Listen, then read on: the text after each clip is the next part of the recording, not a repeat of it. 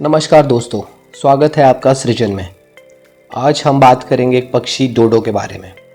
Actually डोडो पक्षी की कहानी थोड़ी दुखद है।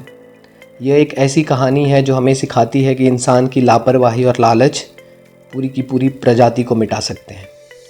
बहुत समय पहले हिंद महासागर के बीचों बीच बसे छोटे से द्वीप मॉरिशस पर रहता था ये गोल मटोल बेखौफ मासूम सा पक्षी डोडो। डोडो ना तो उड़ सकता था न भाग सकता था, क्योंकि यहाँ कोई शिकारी नहीं था, इसीलिए कोई भय भी नहीं था। बस आसमान, समंदर और हरियाली।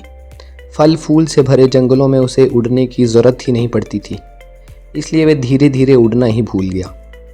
डोडो ज़मीन पर ही अपना घर बनाकर सुकून से जी रहा था।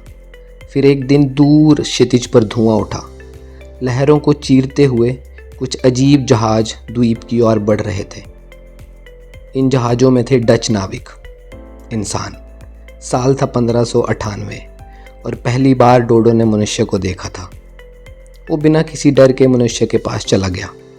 उसे पता ही नहीं था कि ये मुलाकात उसके अस्तित्व की आखिरी मुलाकात हो सकती है।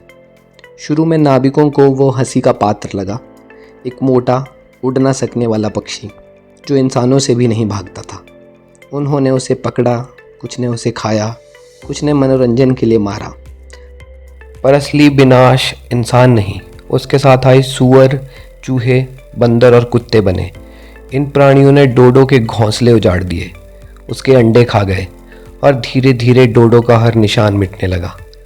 दशकों में वो आवाज़ें जो कभी जंगलों में गूंजा करती थी अब खामोश हो गईं।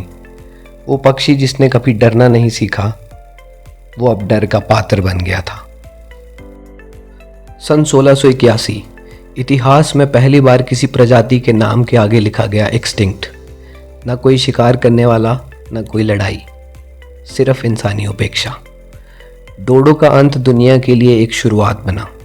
वो पहला जीव था जिसने इंसानों को आईना दिखाया कि जब हम प्रकृति के साथ खिलवाड़ करते हैं तो धीरे धीरे उसका संगीत, उसकी आत्मा और उसका संतुलन खत्म हो जाता है। आज डेड एज अ डोडो सिर्फ एक कहावत नहीं बल्कि चेतावनी है कि अगर हम नहीं बदले तो अगला डोडो शायद हम खुद हो सकते हैं। धन्यवाद। जय हिंद, जय हिमाचल।